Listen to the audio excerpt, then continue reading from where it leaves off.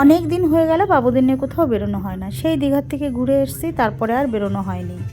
তাই তো হঠাৎ করে গত রবিবার বেরিয়ে পড়লাম ওদেরকে নিয়ে।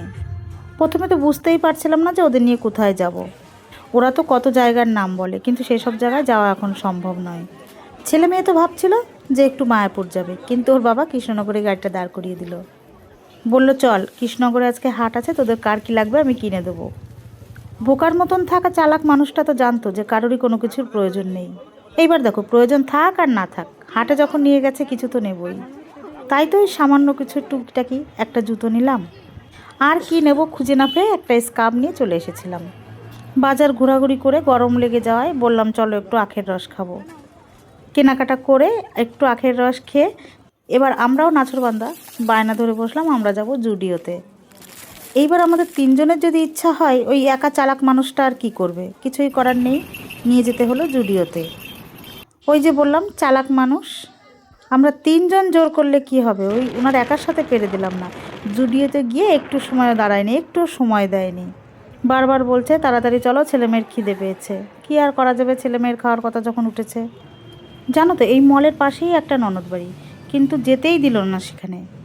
বলল এই দুপুরবেলা লোকের বাড়িতে যাওয়া লাগবে না, গেলে তারাও ব্যস্ত হবে। যেহেতু কোনো কিছু জানিয়ে আসেনি, বলে আসেনি, তাহলে আর যাওয়ার দরকার নেই। এরপর ভাবতে শুরু করলো ছেলেমেয়েকে কোথায় খাওয়াবে। এমনই টাইম বলছে যে যদি মাদারসাটে যাই তাহলে খেতে খেতে বিকেল 4টে বেজে যাবে। আর কালেক্টরির পাশে একটা সুন্দর হোটেল আছে, দারুণ রান্না, আমরা আগে পরে খেয়েছি ওখানে, কিন্তু বাবুদের খাওয়ানো হয়নি।